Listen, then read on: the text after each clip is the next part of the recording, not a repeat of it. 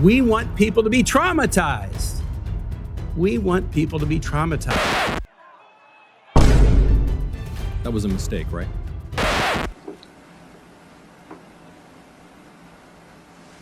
Well, you're here to answer questions that senators want to ask you. I'm going to let the cabinet secretaries explain.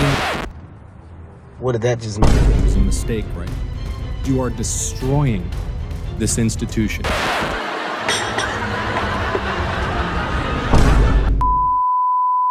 Do you have knowledge of where the executive orders were drafted?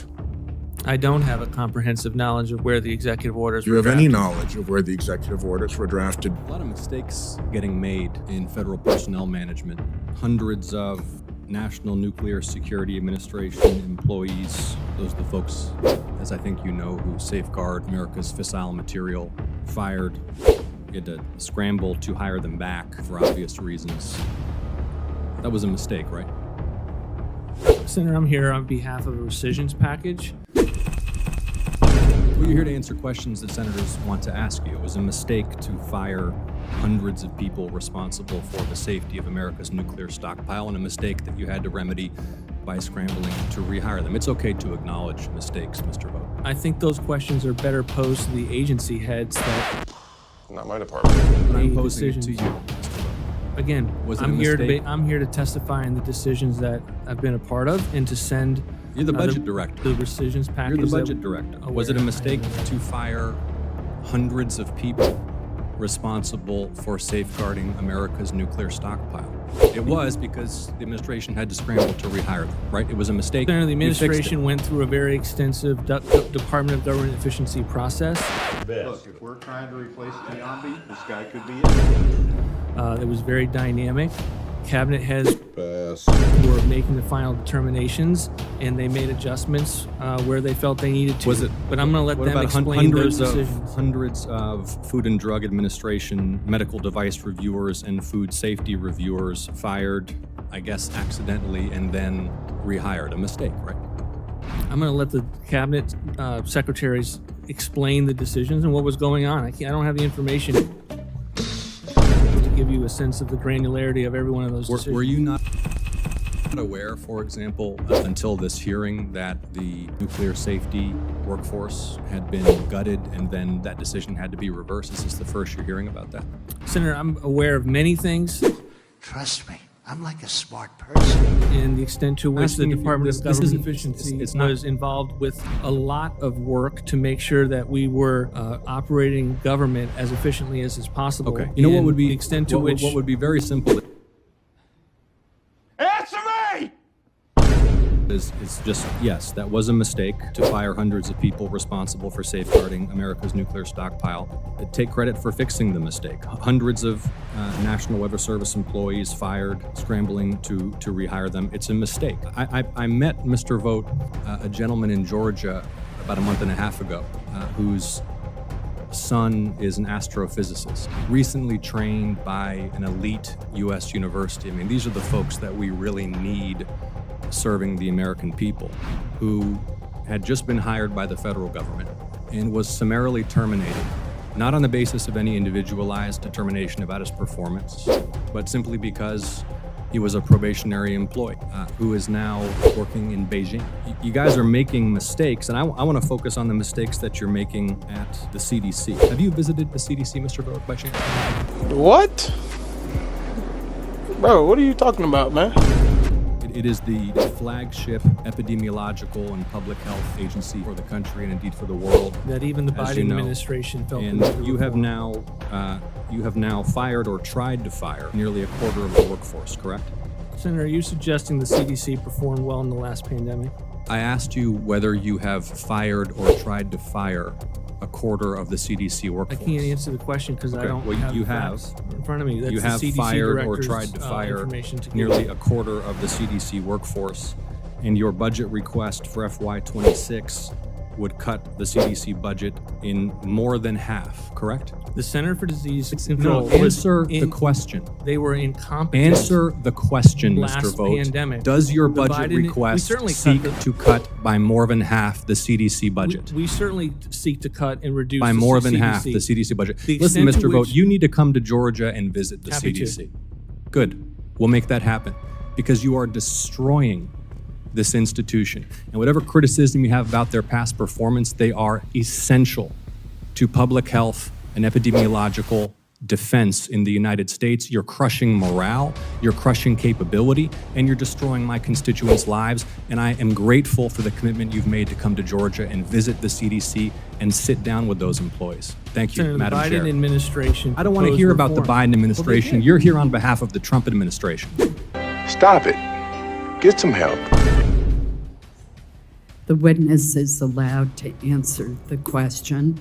The time, however, has expired, but would you like 30 seconds to answer the question? I would just point out, Senator, that the Biden administration thought the need to put forward a reform proposal because of the performance of CDC in their performance in the global pandemic of COVID.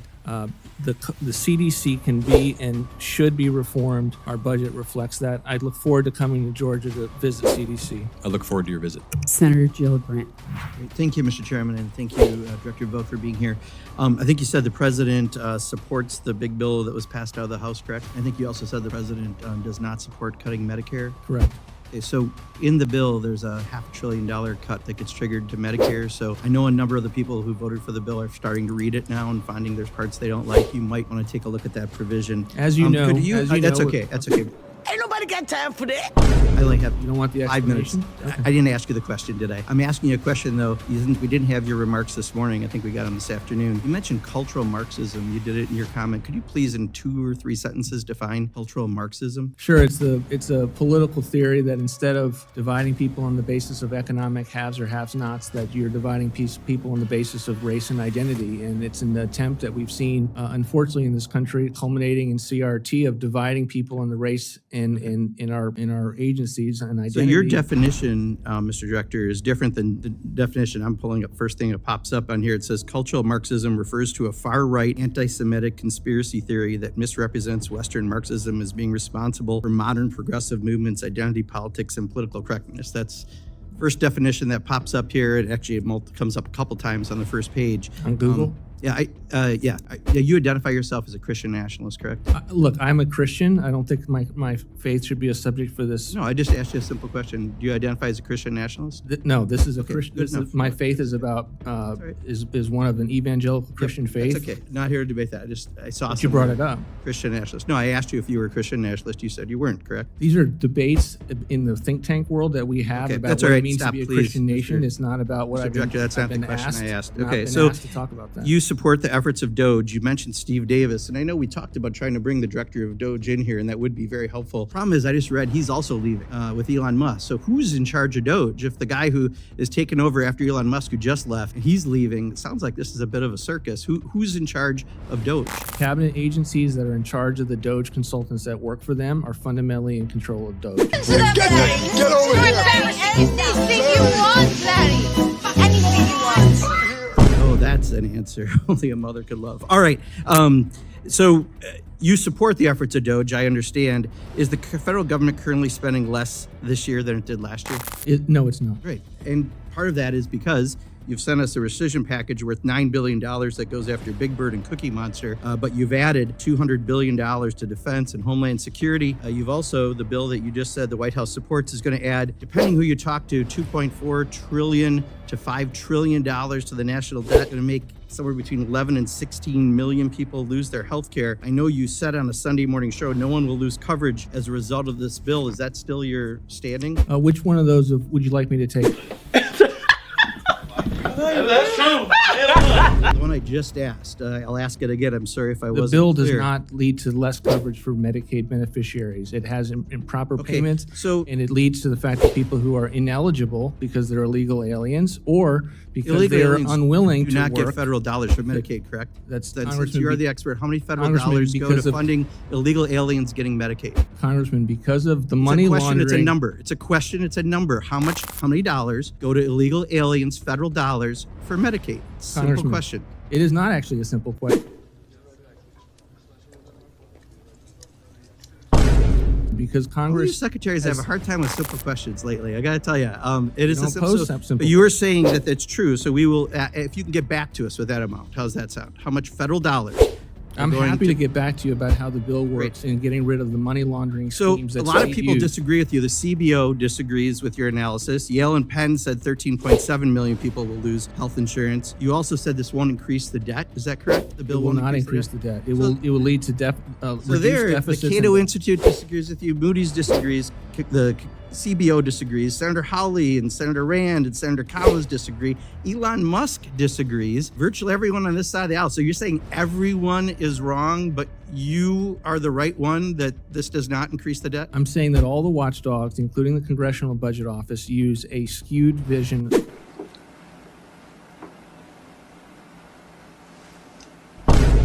A view of what the baseline is. They were less base- than a few percent wrong last time on your tax bill when they predicted it almost dead on. You're saying this time there's significant changes and they don't know what's going on and only you do. Is that correct? I'm stating that they use a baseline. You disagree with the Cato Institute? Yes. And Moody's? Yes. And Senator Hawley? Senator Hawley has a view as to the Medicaid programs that we are working with to articulate why we believe that these reforms do not hurt the beneficiaries that are involved. I'm over Chair time. now I'll appreciate recognizes it next Mr. round. Edwards. Chair now recognizes Mr. Pocan for his lightning round question. 2 minutes, please. Thank you, Mr. Chair. And I want to thank Ms. Hinson for putting in the record to verify what I said, which is undocumented immigrants are not eligible to enroll in federally funded coverage, including Medicaid, CHIP, or Medicare, or to purchase coverage through the ACA marketplaces. And in California, indeed, it was state funds. So thank you, Ms. Hinson, for having my back. I love bipartisan cooperation. Project 2025, you're one of the authors. You're on the advisory board. You work for Heritage. You're basically January, February, and March in a Project 2025 calendar, right? But you were asked this weekend about it, and you said, no, the administration isn't following Project 2025. So I'll go through lightning rounds. It's only have 2 minutes. Just tell me coincidence or not. In the Project 25, abolishing Department of Education, you guys are doing that. Is that a coincidence? The president's view. Coincidence or agenda, not? The Just president's coincidence or not? That's all you got to ask. Agenda Okay, is I'll go being through the followed. rest. Any diversity, equity, and inclusion? The president's agenda is being Shifting followed. FEMA costs to the states? The Targeting president designs his PBS and the agenda. National Public Radio? President Freezing designs. federal assistance? Restricting gender-affirming care? Revoking security clearances? Stripping civil servants of employment protections, reinstating service members who refuse COVID-19 vaccines, banning transgender people from the military, a hiring freeze, withdrawing from the World Health Organization, sending active duty troops to the southern border, limiting refugee admissions, rescinding temporary protected status designations, capping indirect costs for university-based research, requiring disclosures of foreign gifts to universities, apparently not planes to presidents, asserting the president's power to remove federal officials, and targeting NOAA. Were those all just coincidences that they happened to be in Project 25 and they were just in the back pocket of the president since November? The president has never been more of a promises made, promises kept That's a lie. president than we've ever had in history. He has run on an agenda. He was very clear on that agenda. He's now enacting that agenda. And those of us who work for him work for his agenda in executing that agenda. Chair now recognizes Mr. Alford. Earlier this year, WCMU out of Mount Pleasant, Michigan, saved lives when it stepped up to coordinate emergency information during a catastrophic ice storm in Michigan. When commercial towers went down, this is not a luxury, but it's a fundamental public responsibility. Public broadcasters are the backbone of emergency alerting, but I've heard from Michigan broadcasters, especially those in rural areas, that they may not survive if these cuts go through. That could mean no emergency alerts for over 250,000 residents in the Upper Peninsula alone, not to mention the thousands more in northern Michigan, mid-Michigan, or the Thumb. So Director Vought, I just need a yes or no answer to this question. Were you fully aware of the emergency alert function that public broadcasters play when recommending eliminating these funds in the rescission package? Senator, certainly aware of the extent to which public broadcasting has an impact on these communities, and it's our view is that to the extent that it's been politicized, we have a real problem in this country. You said something earlier, which you said was misstated. We did not impound funds in January. We have not impounded funds yet. It certainly wasn't as a result of the malicious compliance that was conducted with regard to the freeze memo that you were referring to. So I think it's important that the record reflect that. But we're seeing, Mr. Vought, thank you. We're seeing you're holding funds that have been appropriated by Congress that's not going out. Communities and others are being We're hurt. conducting a programmatic answer review. the emergency. I would like you to answer the question that I asked. Answer the latest question. Are you aware about the emergency alert function and how critical that is in rural America? Is that Certainly something? aware of the extent to which public broadcasting performs a host of different purposes, and we continue to have Specifically major emergency broadcasting. and Do we you know continue that? to maintain funding for other programs, one of them which includes a FEMA for this type of work, this type of But service. FEMA can't do it all. That's where it's pretty clear what's happening here. So how are you going to fill the budget backholes? How are these people going to be able to get that information? Do you have a plan for that?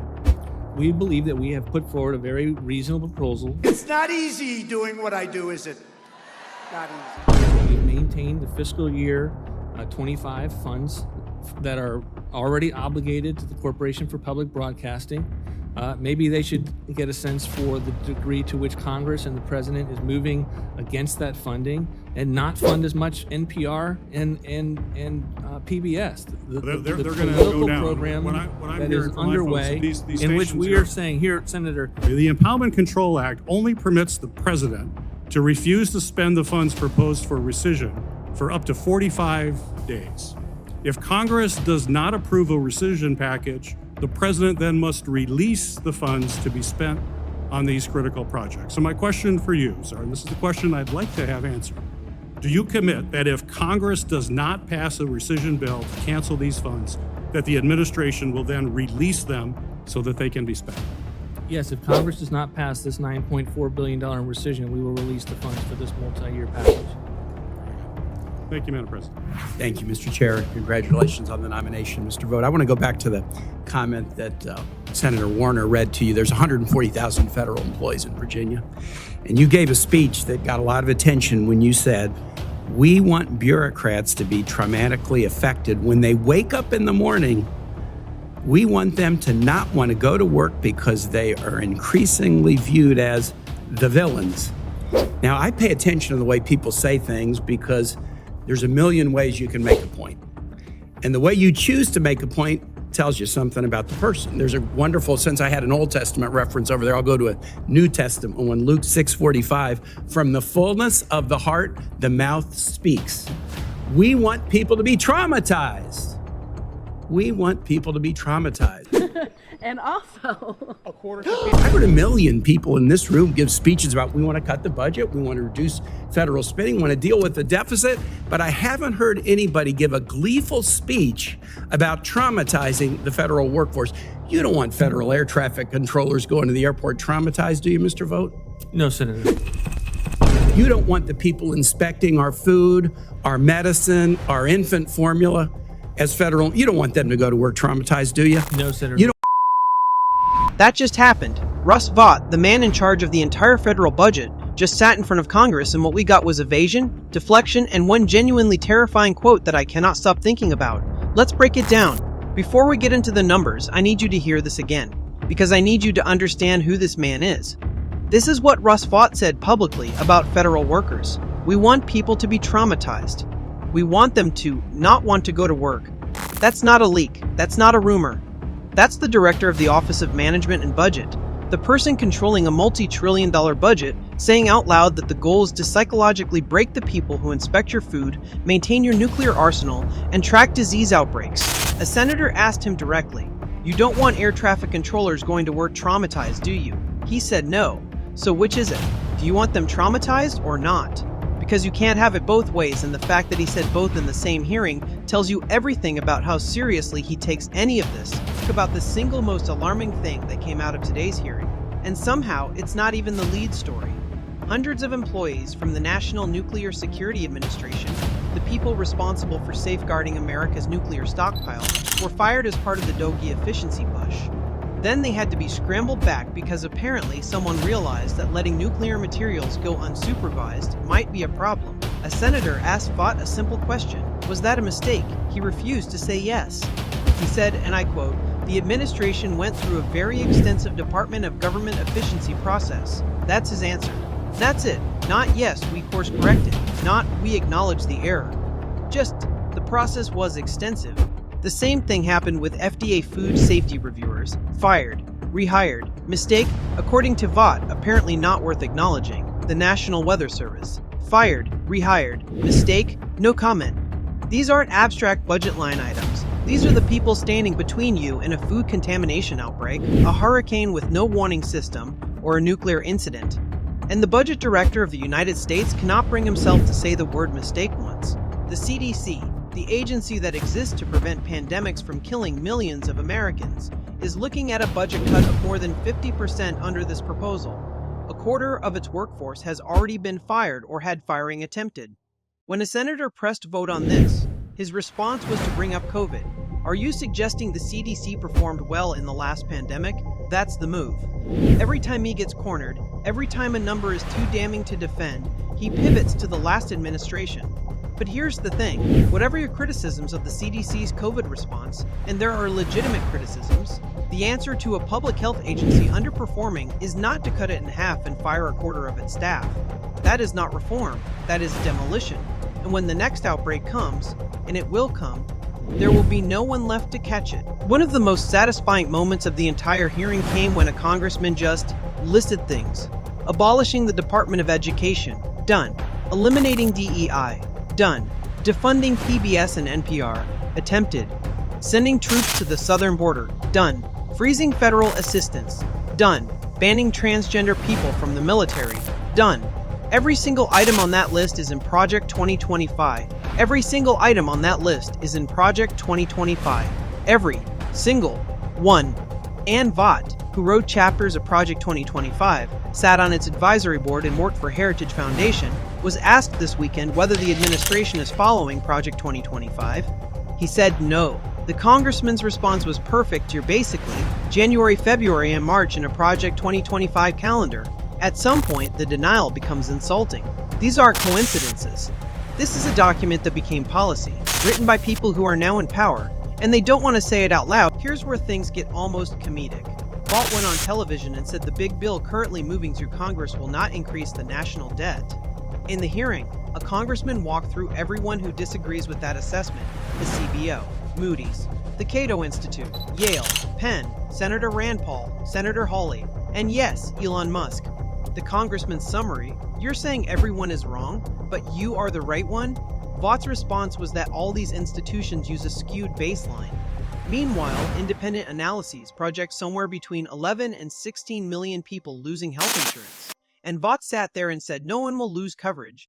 The CBO was less than a few % off on the last tax bill. But sure, this time they're all wrong. Only Russ knows the truth. A congressman asked what should be a simple question: who is actually in charge of DOGE right now, because Elon Musk left.